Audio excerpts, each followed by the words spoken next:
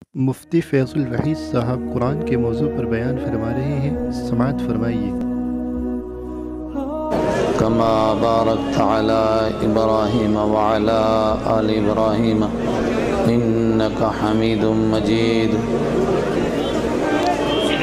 يا رب صل وسلم دائما أبدا على حبيبك خير الخلق كلهم مولاي صل وسلم دائما أبدا على حبيبك خير الخلق كلهم اللهم صل على محمد النبي الأمي الهاشمي وعلى آله وصحبه أجمعين الحمد لله نحمده ونستعينه ونستغفره ونؤمن به ونتوكل عليه ونعوذ بالله من شرور أنفسنا ونعوذ بالله من شرور أنفسنا ونعوذ بالله من شرور أنفسنا ومن سيئات أعمالنا من يهده الله فلا مضل له ومن يضلله فلا هادي له ونشهد أن لا إله إلا الله وحده لا شريك له ونشهد أن سيدنا وسندنا ونبينا ومولانا محمدا عبده ورسوله الذي أرسل إلى الناس كافة بشيرا ونذيرا صلى الله تعالى عليه وعلى آله وأصحابه أجمعين أما بعد فأعوذ بالله من الشيطان الرجيم بسم الله الرحمن الرحيم كما أرسلنا فيكم رسولا منكم يتلو عليكم آياتنا ويزكيكم ويعلمكم الكتاب والحكمة ويعلمكم ما لم تكونوا تعلمون فاذكروني أذكركم واشكروا لي ولا تكفرون يا أيها الذين آمنوا استعينوا بالصبر والصلاة إن الله مع الصابرين وقال النبي صلى الله عليه وسلم إن في جسد بني آدم مضغة إذا صلحت صلح الجسد كله وإذا فسدت فسد الجسد كله ألا وهي القلب أو كما قال عليه الصلاة والسلام رب اشرح لي صدري ويسر لي أمري واحلل عقدة من لساني يفقه قولي رب زدني علما رب زدني علما رب زدنی علما دیروز در بستان سرا مطوطیان خوش نوا کرتی تھی وہ نعت مصطفیٰ بلغ العلا بکمالہ دیروز در بستان سرا مطوطیان خوش نوا کرتی تھی وہ نعت مصطفیٰ بلغ العلا بکمالہ اور بلبلیں بھی سو بسو لے لے کے ہر ایک گل کی بو کرتی تھیں وہ یہ گفتگو کشفت دجا بجمالہ اور قمریاں بھی شوق میں ڈالے ہوئے سر توق میں کہتی تھیں اپنے ذوق میں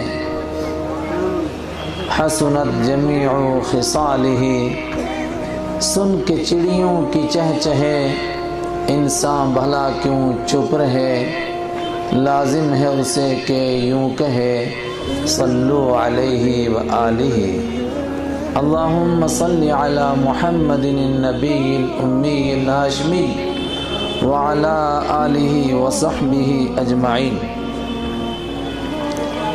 برادران اسلام، کافی دیر ہو گئی آپ حضرات کو مجمع میں بیٹھے ہوئے اور بات سنتے ہوئے۔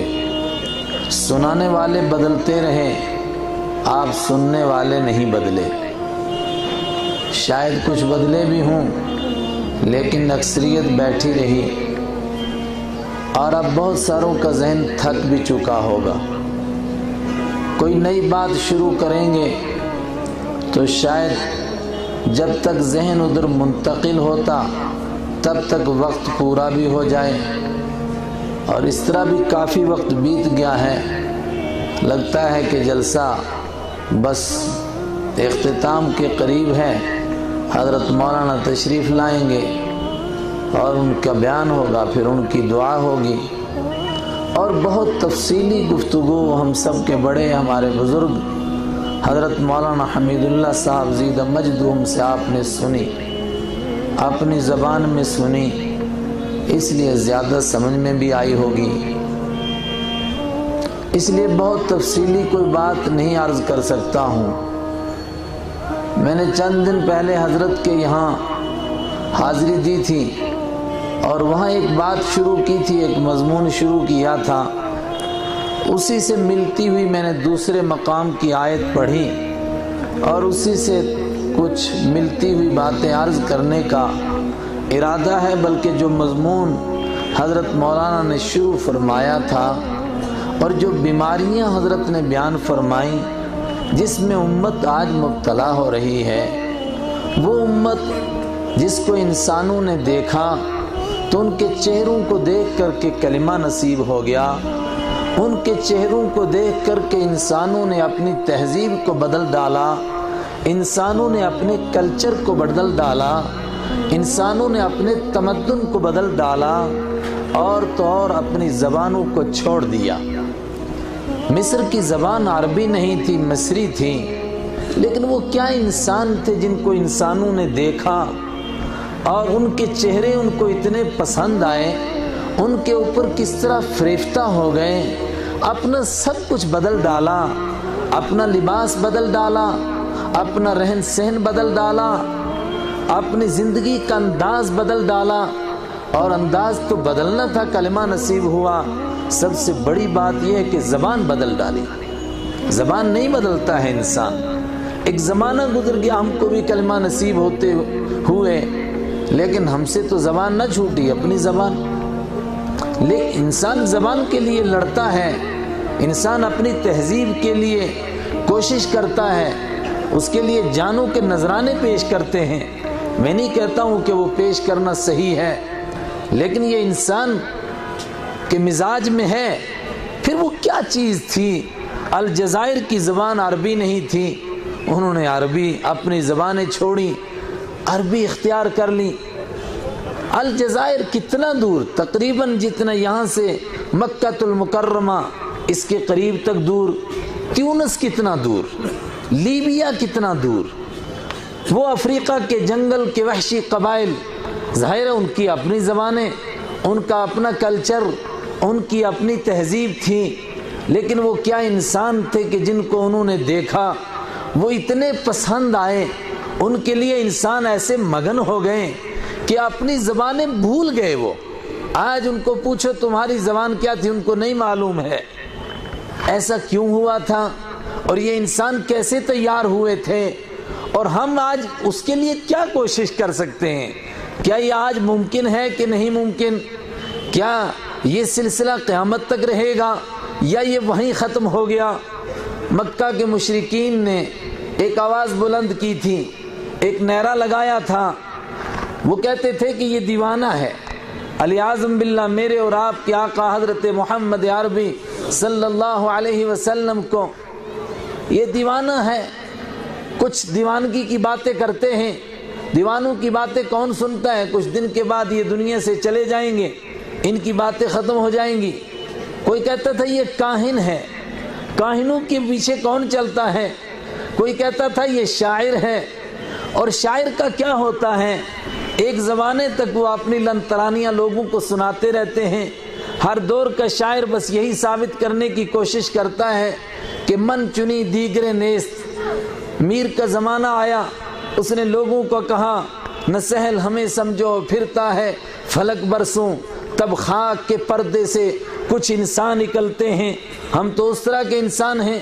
اس کے بعد غالب کا دور آیا، غالب نے اپنے آپ کو مخاطب کر کے کہا ایک ریختہ کہ تم ہی نہیں استاذ غالب، سنا ہے اگلے زمانے میں کوئی میر بھی تھا۔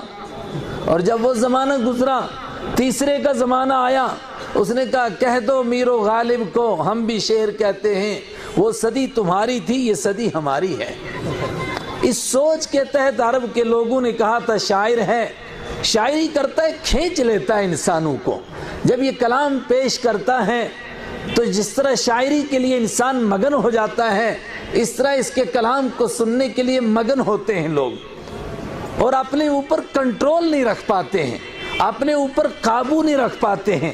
حضرت عمر جیسا انسان، عزم اور ارادے کا پکا انسان، سوچ کا پختہ انسان، جب چھپ کر کے سنتا ہے اس کلام کو تو مگن ہو جاتا ہے۔ الحاقہ ملحاقہ وما ادراک ملحاقہ کذبت ثمود وعاد بالقاریہ فاما ثمود فاہلکوا بالطاغیہ واما عاد فاہلکوا بریح صرصر عاتیہ۔ اس کلام کو سنتا ہے، بے تحاشا اس کی زبان سے نکلتا ہے، بے ساختہ زبان سے نکلتا ہے۔ ما اشعر هذا الرجل، کیا عجیب قسم کا شاعر ہے کہ مجھے ایسا لگ رہا ہے کہ میں زمین پر نہیں ہوں بلکہ زمین اور آسمان کی فضا کے بیچ میں لٹکا ہوا ہوں۔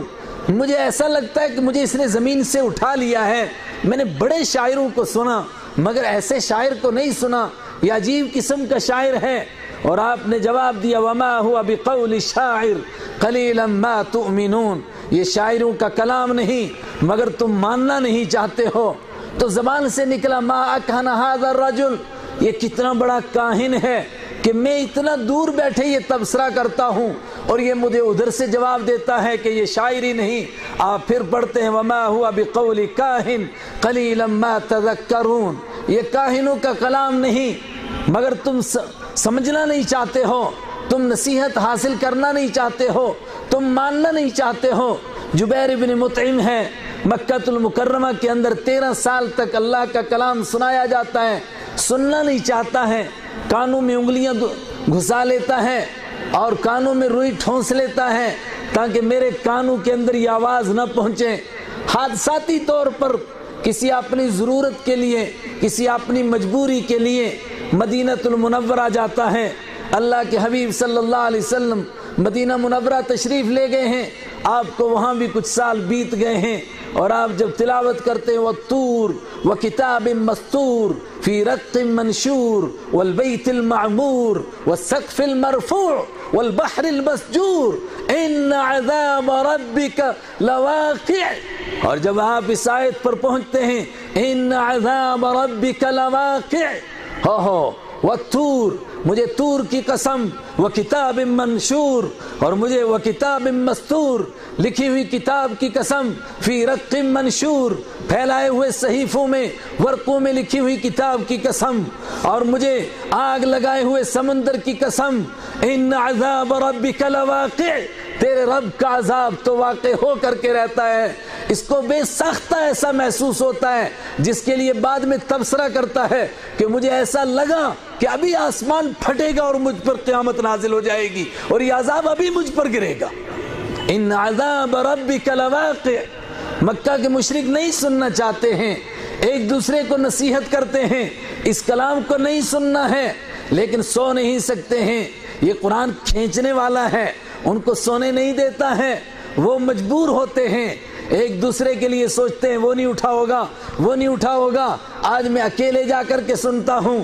لیکن سب یہ سوچتے ہوئے سب کے سب مکہ پہنچ جاتے ہیں، حرم پہنچ جاتے ہیں، خانہ کعبہ میں پہنچ جاتے ہیں، اور میرے اور آپ کے آقا رحمت للعالمین تلاوت فرما رہے ہیں وَالنَّجْمِ إِذَا هَوَى مَا ضَلَّ صَاحِبُكُمْ وَمَا غَوَى وَمَا يَنْطِقُ عَنِ الْهَوَى إِنْ هُوَ إِلَّا وَحْيٌ يُوحَى۔ وہ اس قدر محو ہوتے ہیں، اس قدر گم ہوتے ہیں، اس قدر اس کلام میں کھو جاتے ہیں۔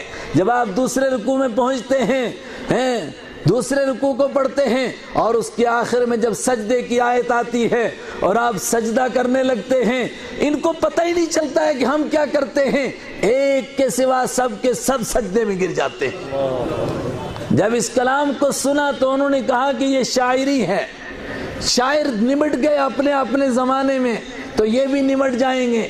قرآن پاک نے تینوں کو جواب دیا، وَمَا بِنِعْمَةِ رَبِّكَ بِكَاهِنٍ، آپ اپنے رب کی نعمت سے، اس کے کرم سے کاہن نہیں، اور یہ آپ کو دیوانہ کہتے ہیں۔ مَا أَنْتَ بِنِعْمَةِ رَبِّكَ بِمَجْنُونَ، آپ اپنے رب کے کرم سے دیوانے نہیں ہیں، آپ کاہن نہیں ہیں۔ أَمْ يَقُولُونَ شَاعِرٌ أَمْ يَقُولُونَ شَاعِرٌ، کیا یہ کہتے ہیں کہ یہ شاعر ہے؟ نَتَرَبَّصُ بِهِ رَيْبَ الْمَنُونَ، اور ہم انتظار کرتے ہیں اس کے بارے میں گردش زمانہ کی کہ کوئی زمانے کا ایسا حادثہ آئے گا تو جس طرح پچھلے شاعر چلے گئے اس طرح یہ بھی چلے جائیں گے، اور جس طرح پہلوں کو لوگ بھول گئے اس طرح ان کو بھی بھول جائیں گے۔ قرآن کریم نے کہا ہم یقولون شاعر، کیا یہ کہتے ہیں کہ یہ شاعر ہے؟ نتربص به ریب المنون، ہم ان کے بارے میں گردش زمانہ کا انتظار کرتے ہیں۔ ان سے کہہ دو یہ شاعری نہیں ہے، شاعر دنیا میں آئے اور مٹ گئے اور دنیا والے ان کو بھول گئے۔ انا نحن نزلنا الذکر وانا له لحافظون، یہ ہمارا کلام ہے اور قیامت تک ہم اس کی حفاظت کریں گے، اور قیامت تک تم کو اسی طرح چیلنج کیا جاتا رہے گا، اور پوری دنیا میں نافرمان پیدا ہوتے رہیں گے، اور تم سے کہا جاتا رہے گا کہ تم اس کو انسان کا کلام کہتے ہو اور اس کو شاعری کہتے ہو، تو لاؤ اس کے مقابلے میں ایک صورت بنا کر، ان کنتم فی ریب مما نزلنا علی عبدنا فاتوا بسورۃ من مثلہ، لاؤ اس کے جیسی کوئی ایک صورت بنا کر کے، ان کنتم صادقین، اگر تم سچے ہو، فإن لم تفعلوا ولن تفعلوا، اور اگر تم نہیں بنا سکے، اور ہم پیشن گوئی کہتے ہیں لن تفعلوا، جو لوگ عربی جانتے ہیں وہ سمجھتے ہیں لن تفعلوا اس کا معنی تم قیامت تک نہیں بنا سکو گے، ہرگز نہیں بنا سکو گے، اور تم کیا بناؤ گے؟ ہم کنتم قل ان اجتمعت الانس والجن، آپ کہہ دیجئے اگر اس کے لیے انسان بھی اکٹھے ہوں اور جن بھی اکٹھے ہو جائیں اور وہ چاہیں کہ اس کا مقابلہ کریں اور اس کے جیسے کوئی کلام لانا چاہے، کوئی کتاب لانا چاہیں، لا یاتون بمثلہ ولو کان بعضهم لبعض ظہیرا، نہیں لا سکتے اس کے جیسا اگرچہ وہ ایک دوسرے کے مددگار بھی ہوں گے، اور یہ قیامت تک چیلنج کیا جائے گا۔ یہ صرف انہی کو نہیں تھا، آج کے کالوں کو بھی ہے، آج کے گوروں کو بھی ہے، آج کے سائنٹسٹوں کو بھی ہے، آج کے پڑھے لکھے انسانوں کو بھی ہے، آج کے باغی انسانوں کو بھی ہے، آج کے ان انسانوں کو بھی ہے جو اللہ کے کلام کو سچا نہیں مانتے، اللہ کے دین کو سچا نہیں مانتے، اللہ کے حبیب کو سچا نہیں مانتے، ان سب کو یہ چیلنج ہے، آؤ اس کا مقابلہ کرو، آؤ اس کا مقابلہ کرو، کوئی ایسا کلام لاؤ کہ جس کو پڑھا جائے تو انسان جھک جائے۔ اذا تتلی علیہم آیاتنا، جب ان کے سامنے ہماری آیتیں پڑھی جاتی ہیں، زادتہم ایمانا، ان کا ایمان بڑھ جاتا ہے، جب ان کے سامنے ہماری تلاوت کی جاتی ہے، یخرون علی الاذقان، یخرون للاذقان، تو انسان ٹھوڑیوں کے بل اتنی تیزی سے سجدے میں گرتے ہیں کہ پیشانی نہیں، ٹھوڑیوں کے بل سجدے میں گر پڑتے ہیں۔ یبکون ویزیدہم خشوعا، اور ہمارا کلام سن کر کے روتے ہیں اور ان کے خشوع کے اندر اور اضافہ ہو جاتا ہے۔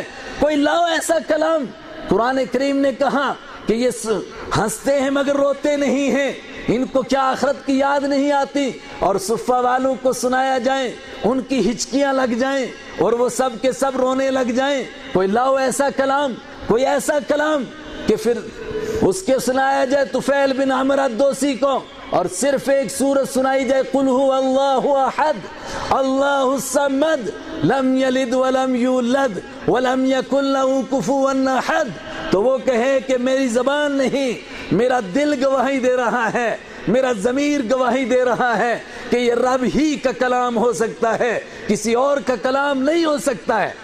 مکہ کے کافر مجبور ہوں اور ایک شاعر کو بلائے اور اس کو کہے کہ ہم پریشان ہیں، تو اس کا مقابلہ کر، اور وہ کہے کہ ذرا مجھے سناؤ تو صحیح۔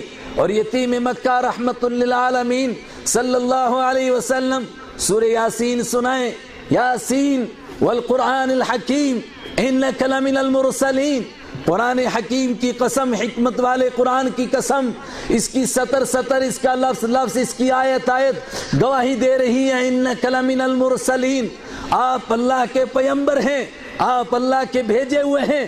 اور جب آخری رکوع میں آپ پہنچے وَضَرَبَ لَنَا مَثَلًا وَنَسِيَ خَلْقًا، یہ ہماری مثالیں پیش کرتا ہے اور اپنی پیدائش کو بھول گیا، اور لوگوں کو کہتا ہے مَن يُحْيِي الْعِظَامَ، کون ہڈیوں کو پیدا کرے گا، وہی رمیم، جبکہ وہ بوسیدہ ہو چکیں گی۔ قُلْ يُحْيِيهَا الَّذِي أَنشَأَهَا أَوَّلَ مَرَّةٍ، ان سے کہہ دیجئے وہی پیدا کرے گا جس نے پہلی مرتبہ پیدا کیا۔ اور جب اس مقام پر آپ پہنچیں تو وہ شاعر زمین سے ایک تنکا اٹھائیں اور اس کو توڑیں اور وہ کہیں کہ اس کلام کا کوئی مقابلہ نہیں کر سکتا ہے، ما ھذا کلام البشر، یہ انسان کا کلام نہیں ہے۔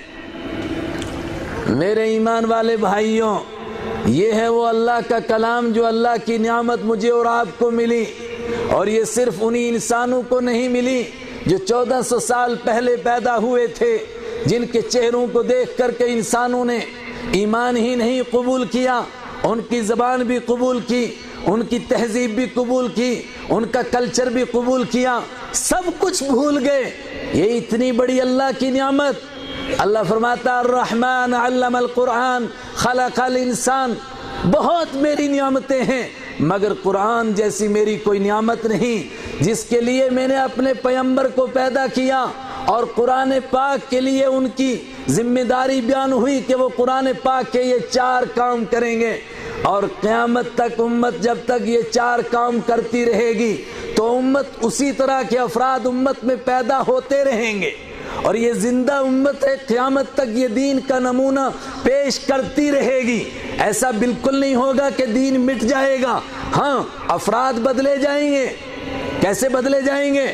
یستبدلون نستبدل قوما غیرکم، ہم تمہارے سوا دوسروں کو وجود میں لائیں گے، لا یکون امثالکم، پھر وہ تمہارے جیسے نہیں ہوں گے، وہ اس طرح کے ہوں گے جس طرح صحابہ تھے، جن کے لیے کہا گیا تھا فَإِنْ آمَنُوا بِمِثْلِ مَا آمَنْتُمْ بِهِ فَقَدْ اهْتَدَوْا، اگر اس طرح ایمان لائے جس طرح یہ ایمان لائے ہیں تو وہ ہدایت پا جائیں گے۔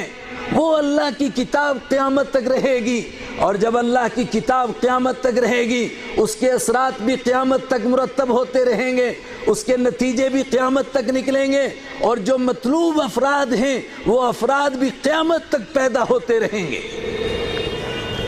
یہ گارنٹی پروردگار نے اس دین ہی کے لیے لی ہے، کسی اور دین کے لیے نہیں ہے، ورنہ اس سے پہلے بھی کتابیں نازل ہوئیں، اور کچھ عرصے کے بعد یحرفون الکتاب یحرفون الکلمہ عن مواضع، لوگ اس کو بدلتے تھے، اپنے ہاتھوں سے لکھتے تھے، پھر اللہ کی طرف منسوب کرتے تھے، مگر اس کی حفاظت کا وعدہ کیا گیا اور قیامت تک کے لیے وعدہ ہے، اور جب اس کی حفاظت نہیں ہوگی پھر قیامت ہی آ جائے گی۔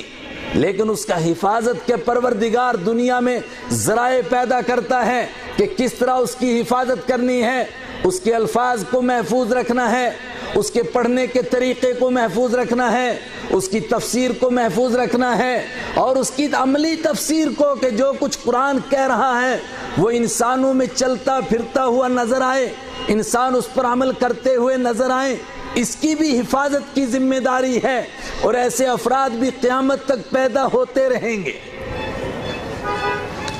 اور میں نے جو آیت آپ کو پڑھ کر کے سنائی، قرآن کریم کے 4 کام بیان ہوئے، رحمت عالم صلی اللہ علیہ وسلم کے ذریعے سے جو 4 کام انجام پائیں گے، میں نے اس موقع پر اس گفتگو میں پہلے 3 کاموں کو کسی قدر بیان کیا، مگر چوتھے کا نمبر آیا تو اس سے پہلے وقت ختم ہو گیا، اس لیے میں پہلے 3 کو تفصیل سے نہیں، چوتھے کو تفصیل سے عرض کرتا ہوں۔ اور اس سے پہلے اللہ کی ایک نعمت، لَإِن شَكَرْتُمْ لَأَزِيدَنَّكُمْ وَلَإِن كَفَرْتُمْ إِنَّ عَذَابِي لَشَدِيدٌ، اگر تم میری نعمت کا شکر کرو گے تو میرا ضابطہ یہ ہے کہ نعمت اور بڑھتی رہے گی اور ملے گی، یہ ہر نعمت کے لیے اس کا ضابطہ ہے۔ جس کو دین پر عمل کی توفیق ہوگی اور اپنے مالک کا شکر ادا کرے گا، پروردگار اس کو اور توفیق عطا فرمائے گا۔ جس کو اس کی کتاب کی سمجھ کی توفیق ہوگی اور وہ اس کا شکر ادا کرے گا، پروردگار اس کو اس کے آگے کی نعمت کتاب کے اوپر عمل کی توفیق عطا فرمائے گا۔ پروردگار نے اس دور کے اندر یہ مدرسے، اس کی ایک زبردست نعمت ہے جس کے اندر آپ کو یہ چاروں کام اکٹھے ملتے ہیں۔ یہ بات میں وہاں بھی عرض کرنا چاہتا تھا، وقت مکمل ہوا تھا۔ چاروں کام اکٹھے ملتے ہیں، ورنہ یہ چاروں کام انسانوں کو اکٹھے نہیں ملتے تھے۔ اور وہ چار کام جو اللہ کے حبیب صلی اللہ علیہ وسلم اس دنیا میں کرنے کے لیے آئے تھے، اور جب ان چار کاموں کو انسان کرتا ہے تو وہ افراد پیدا ہوتے ہیں جو مطلوبہ افراد تھے، جن کو دیکھ کر کے انسان اپنی سوچ نہیں بدلتا تھا بلکہ اپنے کلچر اور تہذیب کو اور اپنی زبان کو بدل ڈالتا تھا۔ وہ چار کام کیا تھے؟ میرے اور آپ کے آقا حضرت رحمت عالم صلی اللہ علیہ وسلم کے آنے سے پہلے سیدنا ابراہیم علیہ السلام کے ذریعے سے تعارف کرایا گیا۔ انہوں نے پروردگار سے دعا مانگی، ربنا وابعث فیہم رسولا منہم یتلو علیہم آیاتک۔ اے پروردگار، تجھ سے آخری التجا ہے۔ بہت ساری پیچھے دعائیں مانگی، آخری التجا ہے، اور یہ تمام التجاؤں کا خلاصہ اور نچوڑ ہے، یہ تمام دعاؤں کا نچوڑ ہے۔ ربنا وابعث فیہم رسولا منہم، اے پروردگار تو ان کے اندر اپنا وہ عظیم الشان پیغمبر بھیجنا جن کی پیغمبری کا تعارف کرانے کے لیے، جن کی رسالت کا تعارف کرانے کے لیے تو نے 1,24,000 کم و بیش انبیاء کرام کو بھیجا کہ جہاں وہ تیری توحید کا تعارف کراتے تھے وہاں ان کی رسالت کا بھی تعارف کراتے تھے، اور میں بھی ان کا تعارف کرا رہا ہوں۔ ان کو بھیجنا، اور ان کا کام کیا ہوگا؟ یتلو علیہم آیاتک، وہ تیری کتاب کی آیتیں پڑھ کر کے ان کو سنائیں گے۔ سب سے پہلے ان کا کام ہوگا تلاوت کتاب، کتاب کی تلاوت کرنا۔ وَيُعَلِّمُهُمُ الْكِتَابَ، اور وہ ان کو کتاب سکھائیں گے، اس کے معنی بھی بتائیں گے، اس کے راز بھی ان کو سمجھائیں گے۔ اور ان کو کون سمجھائے گا؟ فرمایا ان کو میں سمجھاؤں گا۔ وہ سارا کام میں نے اپنے ذمے لے لیا ہے۔ وہ جو مشقتیں اٹھاتے ہیں اور جو پریشانیاں اٹھاتے ہیں وہ تو صرف انسانوں کے لیے نمونہ بننے کے لیے، وہ پروردگار جو ان کو چند لمحوں کے اندر زمین سے لے کر کے 7ویں آسمان پر پہنچا سکتا ہے، اور چند لمحوں میں مسجد حرام سے مسجد اقصیٰ پہنچا سکتا ہے، اس کے لیے کون سا مشکل تھا کہ 500 کلومیٹر کا سفر کرنا تھا، مکہ سے مدینہ جانا تھا، تو آپ 1 ہفتے میں تشریف لے جائیں اور مشقت برداشت کرتے ہوئے تشریف لے جائیں۔ وہ پروردگار چاہتا تو جس طرح براق بھیج دیا تھا اور جس طرح آسمان کے لیے سیڑھی لگ گئی تھی اور چند لمحوں میں آپ تشریف لے گئے تھے، اسی طرح وہ آپ کو مدینہ پہنچا دیتا، مگر اس طرح نہیں پہنچایا۔ وَإِذْ يَمْكُرُ بِكَ الَّذِينَ كَفَرُوا لِيُثْبِتُوكَ أَوْ يَقْتُلُوكَ أَوْ يُخْرِجُوكَ وَيَمْكُرُونَ وَيَمْكُرُ اللَّهُ وَاللَّهُ خَيْرُ الْمَاكِرِينَ۔ وہ منظر بھی دکھایا کہ مشرکین آپ کے در کے اوپر بیٹھ گئے اور انتظار میں ہیں کہ جب وہ باہر نکلے تو ان کی اس چراغ کو ہمیشہ کے لیے گل کیا جائے۔ یہ سب کچھ نمونہ پیش کیا گیا، اور پھر وہ یہاں سے غار ثور پہنچے اور غار ثور کے اندر 3 دن تک چھپائے گئے، اور پھر وہاں سے یہ سفر مشقتوں کے ساتھ کروایا گیا۔ فرمایا یہ اس لیے کرایا گیا، لَقَدْ كَانَ لَكُمْ فِي رَسُولِ اللَّهِ أُسْوَةٌ حَسَنَةٌ، میرے پیغمبر کے اندر تمہارے لیے بہترین نمونہ ہے۔ اس نمونے کے لیے سب کچھ کیا ہے، ورنہ آپ سنتے ہیں کہ وہ 1 ہفتے تک نہیں، 1 مہینے تک بھوکے رہتے تھے اور پیٹ پر پتھر باندھتے تھے، تو کیا پروردگار ان کے لیے دنیا میں انتظام نہیں کر سکتا تھا؟ پروردگار نے تو فرشتوں کو بھیجا کہ اگر آپ چاہیں تو ان پہاڑوں کو سونے کا بنا دیا جائے۔ فرمایا میں یہ نہیں چاہتا ہوں، اس لیے کہ نظر اس کے اوپر ہے کہ سارے امتیوں کو سونے کے گھر نہیں ملیں گے اور سارے امتی پیٹ نہیں بھر سکیں گے، تو پھر جو بھوکے رہیں گے وہ احساس کمتری میں مبتلا ہو جائیں گے۔ میں یہ چاہتا ہوں کہ جو بھوکا رہے وہ یہ خوشی منائے کہ مجھے اب میرے محبوب کی ایک سنت نصیب ہو گئی ہے۔ جس کو پیٹ پر پتھر باندھنے کا موقع آئے وہ یہ خوشی منائے کہ مجھے اللہ کے محبوب کی ایک سنت نصیب ہو گئی ہے، ان کو 3 بیٹے دیے گئے اور یکے بعد دیگرے بیٹے اٹھائے گئے۔ مشرکین نے مذاق بھی اڑایا، اس لیے کہ انسانوں کے لیے نمونہ تھے۔ کل کسی کا رشتہ دار گزرے گا، اس سے کہا جائے گا صبر کر، وہ کہے گا کہ تیرا بیٹا مرا ہوتا تو صبر کر کے دکھاتا۔ اس کو بتایا جائے کہ وہ دیکھو میرے محبوب کس طرح صبر کرتے ہیں۔ ان کے 70 ساتھیوں کو ایک ہی لائن میں لگایا گیا۔ اللہ اگر چاہتا تو ایسا نہ کرتا، لیکن کر کے دکھایا گیا تاکہ کل امت کے ساتھ جب یہ حالات پیش آئیں تو امت اسی طرح پہاڑ بن جائے جس طرح ان کے محبوب بنے تھے، اللہ کے محبوب بنے تھے، اللہ حبیب کبریا بنے تھے۔ یہ سارا نمونہ دکھانے کے لیے، ورنہ اللہ کے لیے کوئی مشکل نہیں ہے۔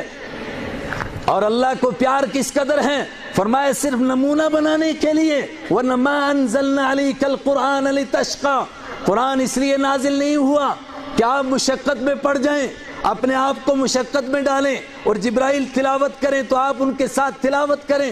لا تحرک به لسانک لتعجل به، آپ اپنی زبان مبارک کو ہلائیں جبرائیل کے ساتھ، اور اتنی آپ کو تکلیف ہو، مجھے یہ بھی گوارا نہیں۔ لا تحرک به لسانک، آپ کو زبان ہلانے کی ضرورت نہیں، تو پھر یاد کیسے ہوگا؟ ان علینا جمعہ، ہمارے ذمے ہے کہ اس کو آپ کے سینے میں جمع کریں، ہم آپ کے سینے میں جمع کریں گے، اور ایسا جمع ہوگا کہ جو ہم چاہیں تو وہ الگ بات ہے، ورنہ کبھی بھولے گا نہیں، اور اس کے بعد ہم اس کو آپ کی زبان پر جاری کریں گے۔ ثم ان علینا بیانہ، پھر ہمارے ذمے ہے اس کی مراد اور اس کا مطلب آپ کو بتا دینا، اور ہم نے آپ کے اوپر اسی لیے کتاب نازل کی ہے لتبین للناس، تاکہ آپ اس کو لوگوں کے سامنے بیان کریں۔ تو آپ کا دوسرا کام ہے وَيُعَلِّمُهُمُ الْكِتَابَ، آپ ان کو کتاب سکھائیں، وَالْحِكْمَةَ، اور آپ ان کو حدیث سکھائیں، آپ ان کو کتاب کے چھپے ہوئے راز بتائیں، آپ ان کو کتاب کے موتی بتائیں، آپ ان کو کتاب کے موتی نکال کر کے دکھائیں۔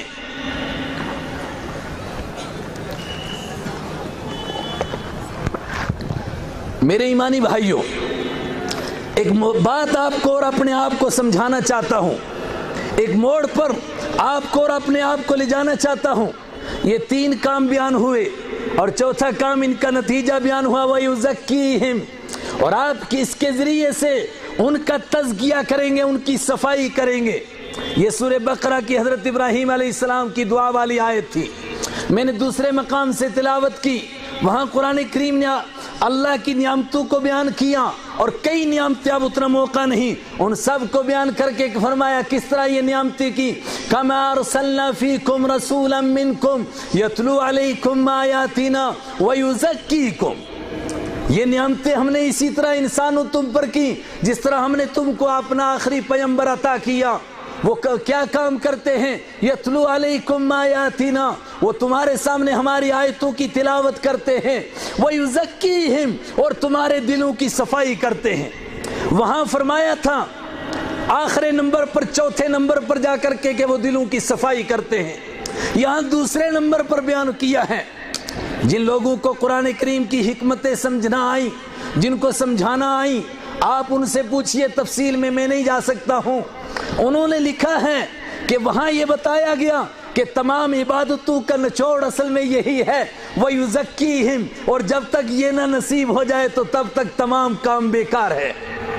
جس کو کتاب نصیب ہو جائے اور کتاب کا علم نصیب ہو جائے مگر اس کے باوجود بھی دل کی صفائی نصیب نہ ہو، اس کا مطلب وہ مقصود تک نہیں پہنچا، وہ منزل تک نہیں پہنچا۔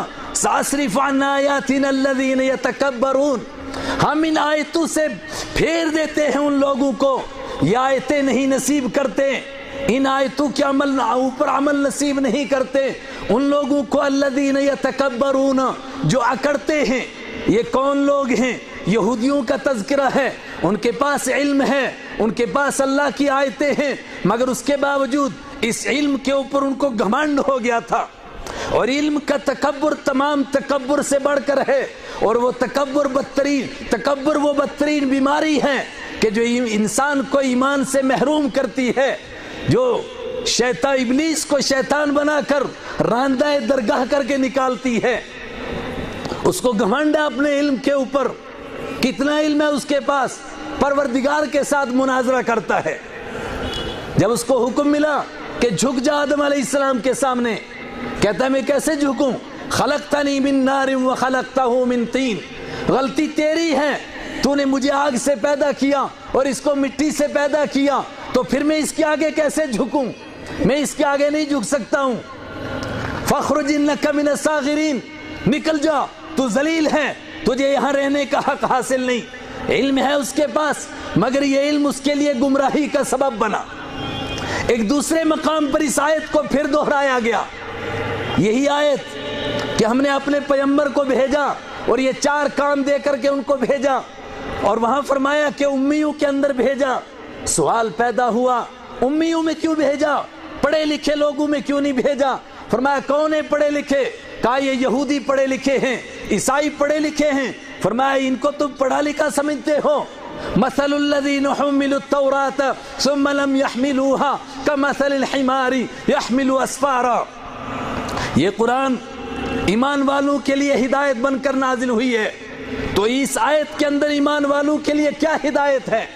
فرمایا ان لوگوں کی مثال جن کے اوپر تورات لادی گئی تھی، اس گدھے کی مثال ہے جس کے اوپر مذہبی کتابیں لادی جاتی ہیں، تلاوت بھی نصیب ہے، تعلیم بھی نصیب ہے، تعلیم حکمت بھی نصیب ہے، مگر تیسری چیز، چوتھی چیز سے وہ محروم ہو گئے۔ ان کی مثال پیش کی کہ پھر جس شخص کے پاس علم ہو مگر دل کی صفائی اس کو نصیب نہیں ہوئی، دل کی دنیا نہیں بدلی، اس کی مثال گدھے کی مثال ہے۔ وہ اپنے اوپر کتابیں لادتا ہے مگر اس کو کتاب کا کوئی فائدہ نہیں ہوتا ہے۔ پھر یہی وہ طبقہ ہے کتاب پڑھتا ہے مگر اس کے باوجود کیا کام کرتا ہے؟ اعلان کرتا ہے نحن ابناء اللہ واحباؤہ، ہم سب کے سب خدا کے لاڈلے ہیں، ہم سب کے سب اس کے چہیتے ہیں، بلکہ اس کے بیٹے ہیں۔ اور بدترین گناہ کر کے پھر کیا کہتے ہیں؟ لن تمسنا النار الا ایاما معدودہ، لن تمسنا النار الا ایاما معدودہ، ہم کو آگ نہیں چھوئے گی مگر گنتی کے چند دن۔ اور کام کیا ہیں؟ یقتلون النبیین بغیر الحق، اتنے بدترین جرائم میں مبتلا ہیں کہ نبیوں کو ناحق قتل کرتے ہیں۔ کیا اس امت کے ساتھ بھی یہ کام ہو سکتا ہے؟ فرمایا ہاں ہو سکتا ہے۔ ثم اورثنا الكتاب الذين اصطفينا من عبادنا فمنهم ظالم لنفسه ومنهم مقتصد ومنهم سابق بالخيرات، پھر ہم نے اس کتاب کا وارث بنایا ان لوگوں کو جن کو ہم نے انسانوں میں سے چنا، جن کو ہم نے انسانوں میں سے منتخب کیا۔ یہ چنا ہوا طبقہ، یہ منتخب ہوا طبقہ، اس کے باوجود اس کے یہ 3 درجوں میں بٹ گیا، اور اس میں سب سے پہلا نمبر کن کا آیا؟ فَمِنْهُمْ ظَالِمٌ لِنَفْسِهِ، ایک وہ طبقہ تیار ہوا کہ جو اپنے اوپر ظلم کرنے والا، وہ کتاب پڑھتا ہے مگر کتاب اس کے دل کے اندر نہیں اترتی، وہ اس کی زندگی کو نہیں بدلتی، وہ اس کی زندگی کے طرز کو نہیں بدلتی، وہ اس کے دل کو نہیں بدلتی، اور آسان لفظوں میں کہیے کہ اس کو وہ مومن نہیں بناتی جس مومن کا تعارف قرآن کریم نے کیا ہے۔ آپ بھی تھک گئے بیٹھے بیٹھے اور وقت بھی محدود ہے۔ مومن کس کو کہا قرآن کریم نے؟ صرف چند مقام کی سیر کراتا ہوں۔ کس کو کہتے ہیں مومن؟ انما المؤمنون الذين اذا ذكر الله وجلت قلوبهم واذا تليت عليهم آياته زادتهم ایمانا وعلى ربهم يتوکلون، ان کو کہتے ہیں مومن جب ان کے سامنے تلاوت کی جاتی ہے۔ انما المؤمنون الذين اذا ذكر الله، جب اللہ کا نام لیا جاتا ہے، وجلت قلوبهم، ان کے دل تڑپ جاتے ہیں، ان کے دل دہل جاتے ہیں، وہ کانپ جاتے ہیں، اور جب ان کے سامنے تلاوت کی جاتی ہے ان کا ایمان اور زیادہ بڑھ جاتا ہے۔ انما المؤمنون الذين آمنوا بالله ورسوله ثم لم يرتابوا، مومن وہ ہیں جو ایمان لائے، اللہ کو مان گئے، اللہ کے حبیب کو مان گئے، آخرت کو مان گئے، ثم لم يرتابوا، پھر انہوں نے شک نہیں کیا، مطلب اس کے بعد زندگی کا سفر گزرا، اس سفر میں انہوں نے ثابت کیا کہ واقعتاً ہم اللہ ہی کے ماننے والے ہیں، اس کے سوا کسی کو نہیں مانتے ہیں۔ مومن کی کیا شان ہے؟ لِكَيْ لَا تَأْسَوْا عَلَى مَا فَاتَكُمْ وَلَا تَفْرَحُوا بِمَا آتَاكُمْ، اس کو اپنے رب کے اوپر توکل ہوتا ہے، اپنے رب کا بھروسہ نصیب ہوتا ہے، اور جب بھروسہ نصیب ہو جاتا ہے تو پھر اس کو کتنا بڑا نقصان ہو جائے مگر اس نقصان کے اوپر وہ مایوس نہیں ہوتا، اس کو کوئی غم نہیں ہوتا، اور اس کو کتنا بڑا نفع ہو جائے مگر اس نفع کے اوپر اس کو کوئی خوشی نہیں ہوتی، اس لیے کہ آنے والے کو سمجھتا ہے کہ اللہ نے بھیجا ہے، اور گئے ہوئے کو سمجھتا ہے کہ اللہ کی مرضی سے ایسا ہی ہونا تھا۔ صرف ایک مثال عرض کرتا ہوں، سیدنا شیخ عبد القادر جیلانی رحمہ اللہ تعالی بہت بڑی تجارت کرتے ہیں، اچانک کسی نے آ کر کے خبر دی کہ حضرت عجیب واقعہ پیش ہوا، آپ کا تجارتی سامان لدا ہوا تھا جہاز پر اور وہ جہاز ڈوب گیا۔ تھوڑی سی دیر گردن جھکائی، فرمایا الحمدللہ۔ کچھ دیر ابھی مجلس لگی ہوئی ہے، کچھ دیر کے بعد ایک دوسرا آدمی آیا، کہا ایک عجیب بات پیش آ گئی تھی، جہاز بحر میں آ گیا تھا، قریب تھا کہ ڈوب جاتا، لیکن اللہ کا کرم ہوا، ہچکولے لیتے لیتے کنارے پر پہنچ گیا اور جہاز بچ گیا۔ تھوڑی دیر گردن جھکائی، فرمایا الحمدللہ۔ لوگ حیران ہوئے، ڈوبنے پر بھی الحمدللہ اور نہ ڈوبنے پر بھی الحمدللہ، بچنے پر بھی الحمدللہ۔ فرمایا جب ڈوب گیا تو میں نے اپنے دل کو جھانک کر کے دیکھا اور میں نے دیکھا کہ کیا اس کے اندر جانے کا افسوس تو نہیں ہو رہا ہے، اس لیے کہ قرآن نے کہا مومن کی شان ہے لِكَيْ لَا تَأْسَوْا عَلَى مَا فَاتَكُمْ، تاکہ تم مایوس نہ ہو جو تم سے چھوٹ جائے۔ تو میں نے دیکھا کہ دل مایوس نہیں ہے اور وہ اللہ کے حکم کے قضا کے اوپر راضی ہے، رضا بالقضا۔ تو میں نے کہا کہ اللہ نے ایمان، اللہ نے اس توکل کے اوپر مجھے قائم رکھا، الحمدللہ، اس پر الحمدللہ پڑھا۔ اور جب دوبارہ کہا کہ جہاز بچ گیا تو میں نے قرآن کے دوسرے لفظ پر غور کیا، وَلَا تَفْرَحُوا بِمَا آتَاكُمْ، ان کو جو مل جاتا ہے اس کے اوپر وہ خوش نہیں ہوتے ہیں، اس لیے کہ وہ اللہ کی نعمت سوچتے ہیں، اللہ کی نعمت سمجھتے تو اترانا کیا، اکڑنا کیا، ان کو کسی پر اکڑ نہیں، وہ سمجھتے ہیں کہ اللہ کا دیا ہوا ہے۔ جب میں نے اس پر دوبارہ اپنے دل پر غور کیا کہ دل اس کو اللہ کی نعمت سمجھ کر کے اللہ کا شکر ادا کر رہا ہے یا مال کے اوپر اکڑ رہا ہے، تو میرا دل اللہ کا شکر کر رہا ہے۔ میں نے کہا الحمدللہ۔ انسان کا اپنے مالک کے ساتھ وہ تعلق ہو جائے جس کے بعد وہ اس کے لیے بے ساختہ اس کی بندگی کے لیے اس کے قدم اٹھ جائیں، اور جو قرآن کریم نے کہا کہ تم کو راتوں کو اٹھا نہیں جاتا، اور میں ان مومنین کی بات کرتا ہوں۔ کون سے مومنین؟ کانوا قبل ذلك محسنین وبالاسحار هم یستغفرون، یہ اس سے پہلے نیکوکار لوگ تھے۔ کانوا قلیلا من اللیل ما یہجعون، ان کو راتوں کو نیند آیا نہیں کرتی تھی، تم کو آنکھ نہیں کھلتی تھی، ان کو راتوں کو نیند آتی نہیں تھی، تم کو اللہ کے دین پر عمل کرنا مشکل ہوتا تھا اور ان کو کوئی حکم چھوڑنا ناممکن ہو جاتا تھا۔ ان کے لیے ناممکن ہے کہ اللہ کے کوئی حکم کو چھوڑیں، یہ تڑپ پڑتے ہیں۔